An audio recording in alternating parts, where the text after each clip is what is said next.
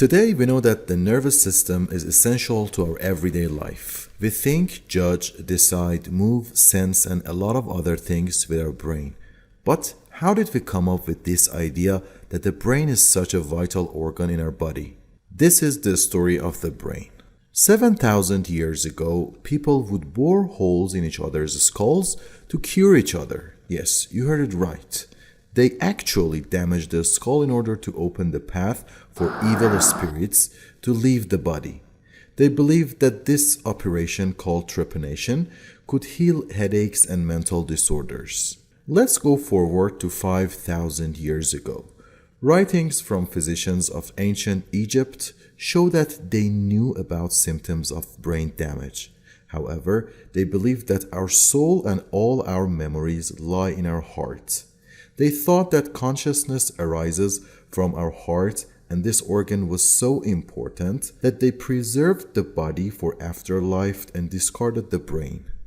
Now it's time to jump to the 4th century before Common Era, ancient Greece. But before going back in time, take a look at your hands. What do you use them for? Now look at your legs. What do you use them for?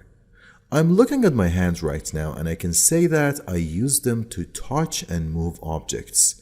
What about legs? We use them to walk, to move our body. It seems that we use these structures for the specific function of movement. Now look in the mirror and think about the appearance of your head. What functions can we associate with this structure? There's a nose, a mouth, 2 eyes, and 2 ears. It seems that our head, our brain, is the center of sensation. This was the conclusion Hippocrates made, the father of Western medicine in ancient Greece. He came up with the idea that not only did our brain involve in sensation, but also it was the source of intelligence. However, people didn't accept his idea. Hats off to Hippocrates, such a good hypothesis. Half a century later, around 350 before Common Era, Aristotle stole the show in favor of considering the heart as the seat of intelligence. He believed that the brain is an organ for cooling the blood that heart overheats, something like a radiator that provides cool and fresh blood for the bad-tempered heart. 500 years later, the Roman Empire. When defeated gladiators were suffering serious brain injuries, they didn't know how much information they were providing for Roman physicians like Galen. Galen was a Greek physician, maybe inspired by these damages, decided to dissect animals, mostly sheep, to get more information about the function of the brain. He observed 2 major parts, the cerebrum, the soft part, and the cerebellum, which was rather hard. From this observation, and embracing Hippocratic views of the brain, he deduced that the cerebrum must receive sensation because of the softness, and the cerebellum must be involved in commanding our muscles. I know, it doesn't make sense, but today we know that the cerebrum is mostly associated with sensation and perception, and cerebellum is concerned with movement. The interesting thing is that he came up with the right conclusions from wrong reasons. Another thing he observed was some hollow spaces in the middle of the brain. There had been a theory suggesting that 4 vital fluids were responsible for our emotions: blood, yellow bile, black bile, and phlegm.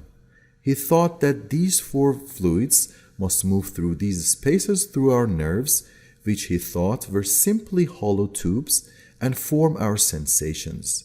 His views prevailed for almost 1500 years.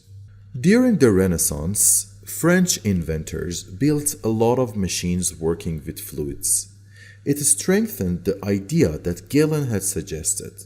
They thought the fluid pumped from the ventricle through the nerves might be responsible for movement and muscle contraction. The most famous supporter of this idea was René Descartes.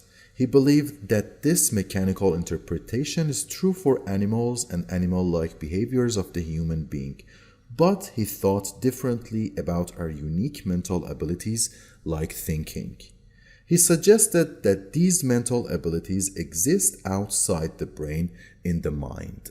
Based on his beliefs, human being had been given a soul granted by God, and this spiritual entity communicated with the brain to form our different mental abilities.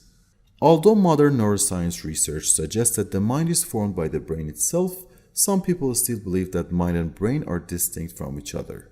During the 17th and 18th century, scientists examined the brain more closely and observed two kinds of tissues, the white matter and the gray matter. They correctly believed that the white matter, being continuous with the nerves of the body, brings information to and from the gray matter. Additionally, they recognized three different parts of the nervous system: the brain, the spinal cord, and the peripheral part of this system. Based on the bumps and grooves on the brain, they divided the cerebrum into different lobes. They speculated that each lobe has different functions, and it started an era called cerebral localization, in which people tried to associate different cerebral regions to different functions of human being. We started from 7,000 years ago and found out that by the end of the 18th century, people had this kind of picture about the brain. Damage to some parts of the brain can cause disruption in different functions of the brain, like sensation, movement, thinking, and so on. Our body and brain are connected by some nerves, and these nerves are the means of communication.